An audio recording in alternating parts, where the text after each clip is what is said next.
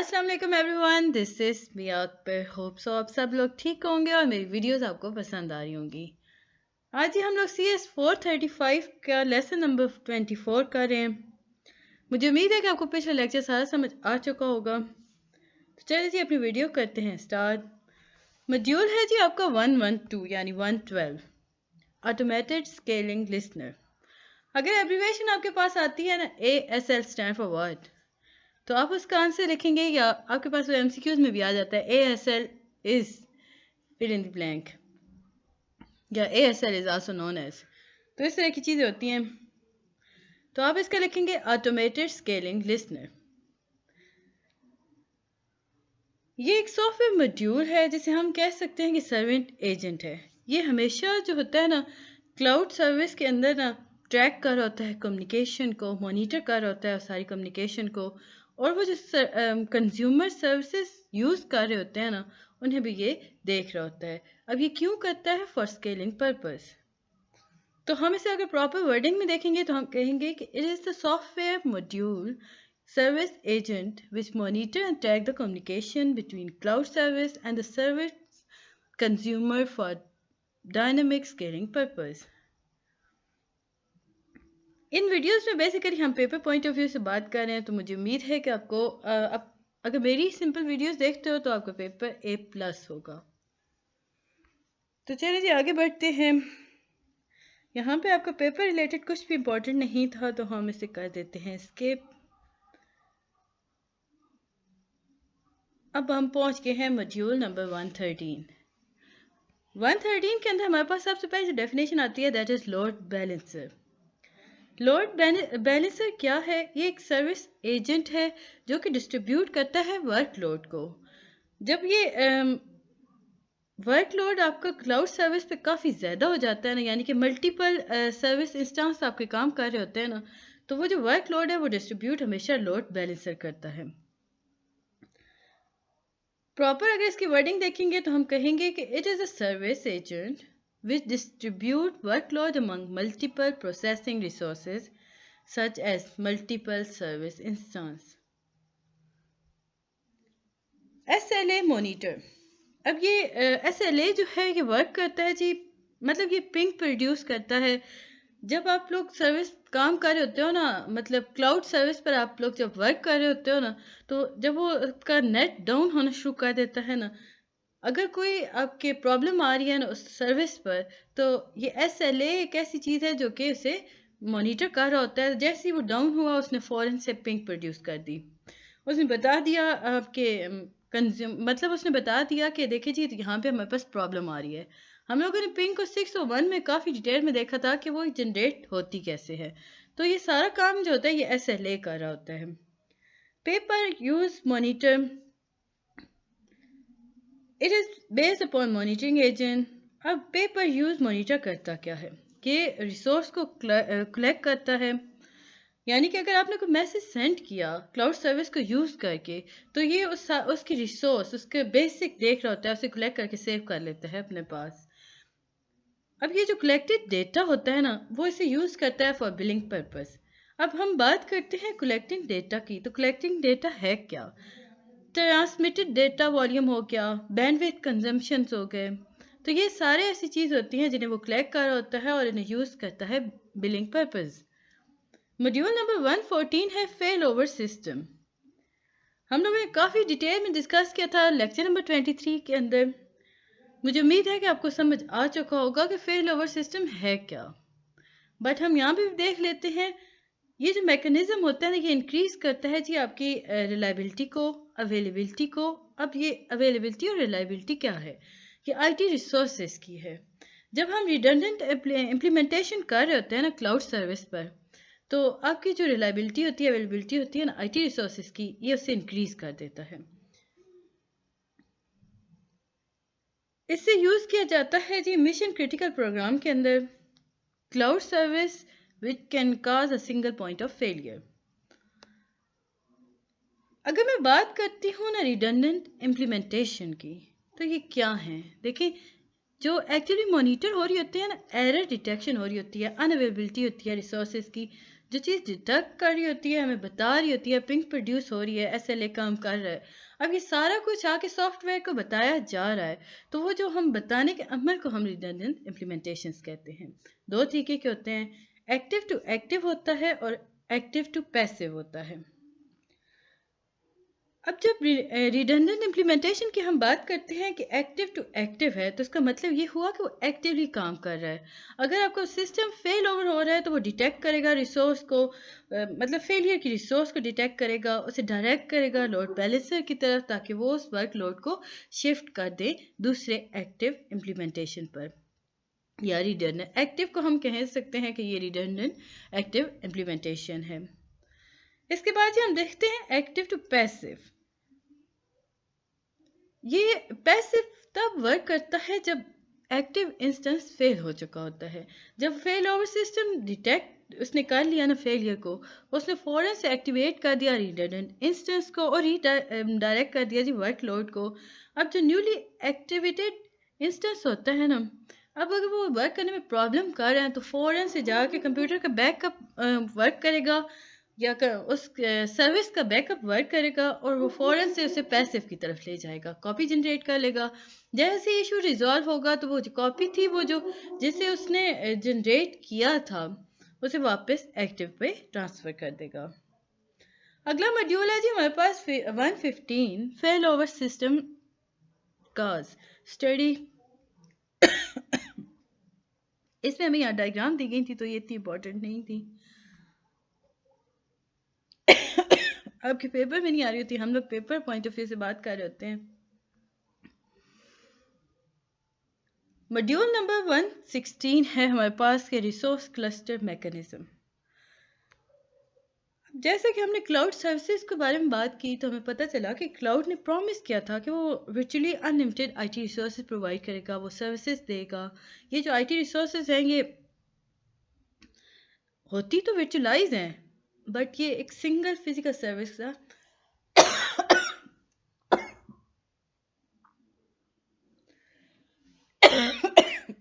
Sorry guys, मेरा गला जरा काफ़ी दिनों से ख़राब है तो वो प्रॉब्लम क्रिएट कर रहा है।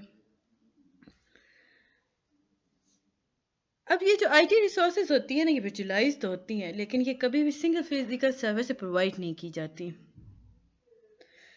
याद रखिएगा, जो फिजिकल सर्वर होता है ना, मतलब इसे हम लोग कह सकते हैं कि जब भी हम आईटी रिसोर्सेज को प्रोविजन करेंगे ना, तो हम मल्टीपल फिजिकल सर्वर्स यूज़ करेंगे। अब ये जो मल्टीपल फिजिकल सर्विस होते हैं, ये आया मतलब इनकी होता है कि इनके डिपेंड कर होता है इनकी कनेक्टिविटी पर। ये या तो ये सिंगल सेंटर होंगे या मल्टीपल डेटा सेंटर्स होंगे। This increases the computing capacity, load balancing capacity and availability of a clustered IT resource. Resource cluster mechanism जो होता है ना, कि इंक्रीज कर देता है कंप्यूटिंग कैपेसिटी को, लोड बैलेंसिंग कैपेसिटी को, availability of clustered IT resources को। इसकी हाई स्पीड होती है, इसमें high speed communication links use किए जाते हैं ताकि वो कनेक्ट कर सकें क्लस्टर आईटी रिसोर्सेज को, जिसकी वजह से वो वर्कलोड डिस्ट्रीब्यूशन कर रहे होते हैं, टास्क शेड्यूलिंग कर रहे होते हैं, डेटा शेयरिंग कर रहे होते हैं और सिस्टम सिंक्रोनाइजेशन हो रही होती हैं। इसकी जो कॉमन टाइप है ना हमारे पास, फर्स्ट वन है सर्वर क्लस्टर। अब सर्वर क्लस्टर के अंदर क्या होता है, ये फिजिकल और वर्चुअल सर्वर्स को कनेक्ट करता है, कंसिस्ट करता है। इसमें होता यूँ है कि जो वर्चुअलाइज क्लस्टर्स होते हैं ना, वो सपोर्ट करते हैं the migration of VM for scaling and load balancing. अगला हमारे पास टाइप है जी डेटाबेस क्लस्टर। ये यूज़ करता है जी रिडंडेंट इम्प्लीमेंटेशन ऑफ डेटाबेस को। It has feature to securize the data across all the redundant instance.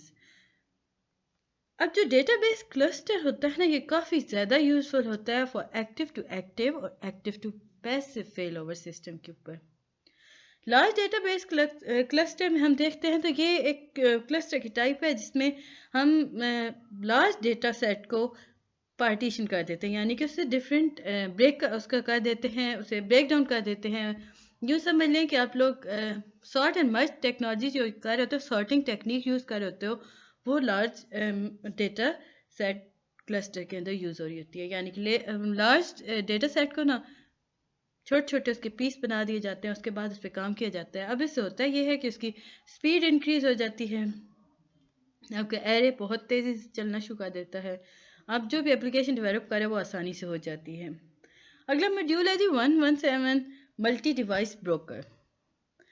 अब नाम से जाहिर है कि ये जो होता है ना, ये जो मैकेनिज्म है ये यूज़ करता है मैसेज को ट्रांसफॉर्म करने के लिए, यानी कि रिसीव करता है heterogeneous device of cloud consumer, message उसने रिसीव किया फ्रॉम हेट्रोजीनियस डिवाइस। अब वो हेट्रोजीनियस डिवाइसेस जो कि यूज़ कर रही है क्लाउड को, क्लाउड सर्विसेज को, और फिर उन्हें वो ट्रांसफॉर्म कर देता है, तब्दील कर देता है इनटू स्टैंडर्ड फॉर्मेट। क्यों? क्योंकि देखें ये आसानी से कन्वे हो सकती हैं क्लाउड सर्विस पर। इसके बाद ही हम देखते हैं एक और इम्पॉर्टेंट पॉइंट था आपके पास, दैट इज़ पास इंस्टेंस। अब जो पास इंस्टेंस होता है ये रेडीमेड एनवायरनमेंट होती है। हम लोग देखते हैं प्लेटफॉर्म एज अ सर्विस, यानी इसमें होता कुछ यूँ है, हम लोगों ने शुरुआत के लेक्चर्स में देखा था कि इसमें होता यूँ है कि आपका फाइल्स बनी होती है, एप्लीकेशन बनी होती है, आपने सिर्फ रन करनी होती है और उस पर काम करना होता है। तो हम इसे कह सकते हैं कि ये रेडीमेड एनवायरनमेंट है। ये हमेशा याद रखिएगा 3 VM यूज़ करता है। वर्चुअल मशीन्स 3 इसके लिए रिक्वायर होती हैं। तो ये था लेक्चर नंबर 24। जल्दी से हम 25 भी कर लेते हैं ताकि आपका जल्दी से कवर हो सके सिलेबस। इन वीडियोस में हम लोग बात करें short questions, long questions and MCQs, यानी कि जो चीज़ मैं इंपॉर्टेंट आपको हाईलाइट कर रही हूँ ना, वो इन तीनों फॉर्मेट पे आ रही होगी। मॉड्यूल नंबर 118 है रिमोट एडमिनिस्ट्रेशन सिस्टम। अब ये एक ऐसा क्लाउड मैकेनिज्म है जो कि प्रोवाइड करता है एपी की सर्विसेज और टूल्स प्रोवाइड कर रहा होता है ताकि आप डेवलप कर सकें ऑनलाइन पोर्टल्स, और ये सारे मतलब अपनी फाइल डेवलप कर सकें और आप उसे यूज़ कर सकें फॉर ऑनलाइन पोर्टल्स। इसके बाद मॉड्यूल 119 है रिसोर्स मैनेजमेंट सिस्टम। अगर आपके पास एब्रीवेशन आती है जी VIM स्टैंड फॉर, तो याद रखिएगा VIM यानी विम का मतलब हुआ वर्चुअल इंफ्रास्ट्रक्चर मैनेजर। इसका मतलब होता है वर्चुअल इंफ्रास्ट्रक्चर मैनेजर। अब ये क्या करता है? ये क्रिएट करता है, मैनेज करता है वर्चुअल IT रिसोर्सेज को।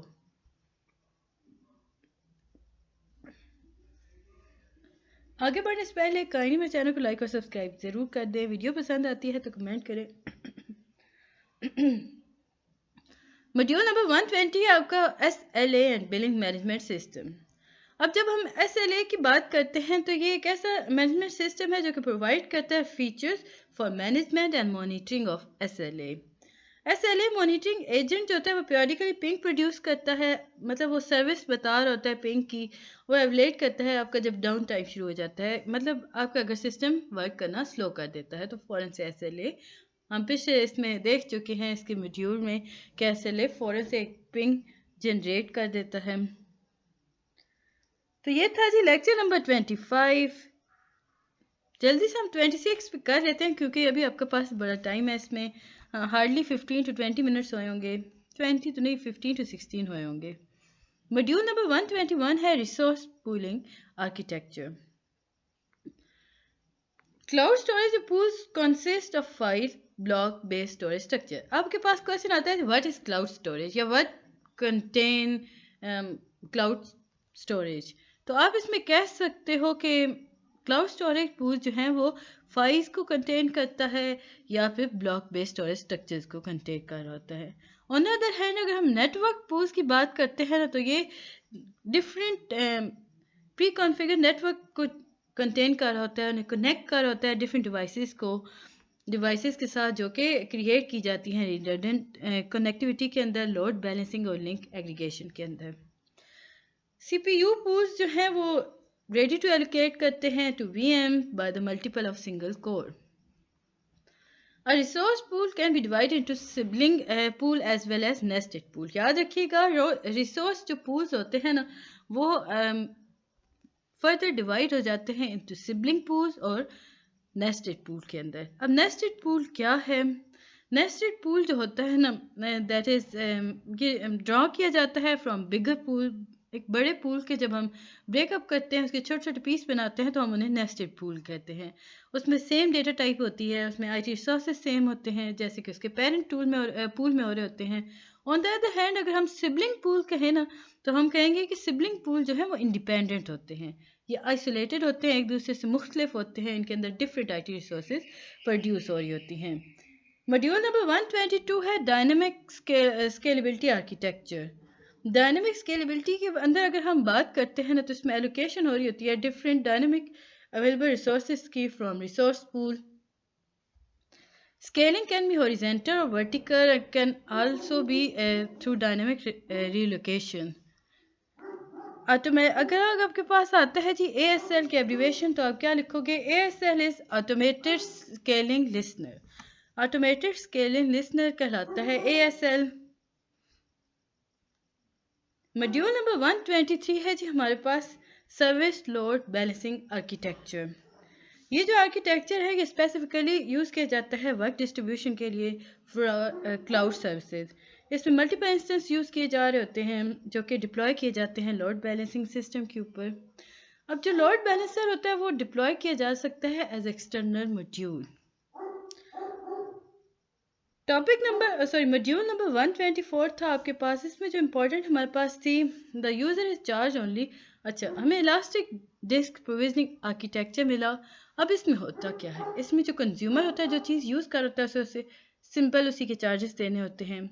अब ये इसमें जो टेक्निक यूज़ की जाती है that is thin provisioning of storage is used.